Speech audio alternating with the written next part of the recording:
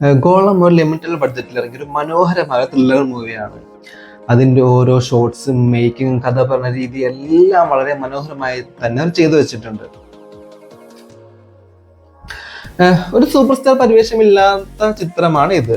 അതായത് മലയാളത്തിലെ പ്രമുഖ സീരിയസ് ആക്ടർ അഭിനയിച്ചിട്ടുണ്ടെങ്കിലും ഈ മെയിൻ റോൾ ചെയ്യുന്നതെല്ലാം ഈ അടുത്ത കാലത്ത് വന്ന ആക്ടേഴ്സ് ആണ്.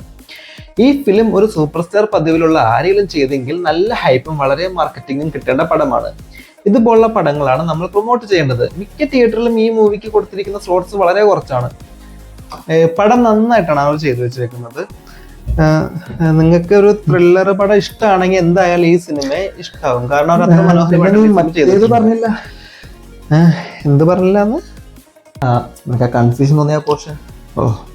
അത് ഇത്ര വലിയ സംഭവമൊന്നുമല്ല. ഈ സിനിമയിലെ ഒരു സീനിൽ ഇതിന്റെ ഇൻവെസ്റ്റിഗേഷൻ ഓഫീസർ ഈ ഒരാൾ ചോദ്യം ചെയ്യാൻ വേണ്ടി പുറത്തേക്ക് പോകുന്നുണ്ട്. ആ പോണ സീൻ ഒരു ഉച്ച കഴിഞ്ഞിട്ടാണ്. ഒരു 6 ഇഞ്ചിൽ തന്നെ അവർ ആ ചോദ്യം ചെയ്യലും തുടങ്ങി. ബട്ട് പെട്ടെന്ന് തന്നെ അതൊരു നൈറ്റിലേക്ക് മാറി.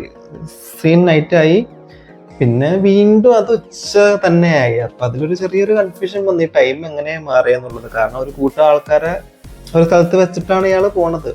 അപ്പൊ അത് 2 ദിവസം മാറുന്നത് ആ ദിവസം തന്നെയാണ്. അതൊരു ചെറിയൊരു കൺഫ്യൂഷൻ. കാരണം ആൾ വന്നപ്പോൾ വീണ്ടും ഉച്ച കഴിഞ്ഞാൽ ആ സീൻ ആർന്നു. വേറെ അങ്ങനെ പ്രത്യേകിച്ചൊന്നും. പിന്നെ ആ ഇന്റർവെല്ലിന്റെ ഒരു ഷോട്ട് ഉണ്ട്. അതായത് ഇന്റർവെൽ ആവണ സമയത്ത് കുറച്ച് സീൻ ഒരു ഫ്രെയിം ഉണ്ട്. അതൊരു ഹൊറർ ടച്ച് ഫീൽ ചെയ്ത് ചെറുതായിട്ട്. പിന്നെ അത് മാത്രമല്ലടാ, നമ്മുടെ ഈ സീൻസ് അവസാനം ഇവ കുറ്റം കണ്ടുപിടിക്കുന്ന സീൻസും അതും കൂടി ഒരു കുറച്ച് കൺഫ്യൂഷൻ. കാരണം ഒരു പോലീസ് ഓഫീസർ മേശയെ വെച്ചിട്ട് എന്തൊക്കെ വരക്കുണ്ട്. ബട്ട് അതിന്റെ ബാക്ക്ഗ്രൗണ്ടിലാണ് ഈ കുറ്റം എങ്ങനെയാണ് നടന്നതെന്നുള്ളൊരു കഥ നമ്മൾക്ക് അങ്ങനെ റിവീൽ ചെയ്ത് വരുന്നത്. ബട്ട് അത് ആ പോലീസുകാരന് എങ്ങനെ മനസ്സിലായില്ലേ, ആ ഒരു പോർഷനും കുറച്ച് കൺഫ്യൂസിങ് ആയിരുന്നു. But overall it's A great movie. ഈ പടം ഇവർക്കൊക്കെയാണ് നമ്മൾ സപ്പോർട്ട് കൊടുക്കേണ്ടത്. നിങ്ങൾ എന്തായാലും തിയേറ്ററിൽ പോയി തന്നെ കാണണം. കാരണം പണി അറിയാവുന്നവരാണ് ഈ സിനിമ എടുത്തു വെച്ചേക്കുന്നത്. ഇവർക്ക് കുറച്ചും കൂടി സപ്പോർട്ട് കിട്ടിയാൽ കുറച്ച് സീൻ മാറ്റും മലയാളം ഇൻഡസ്ട്രിയുടെ.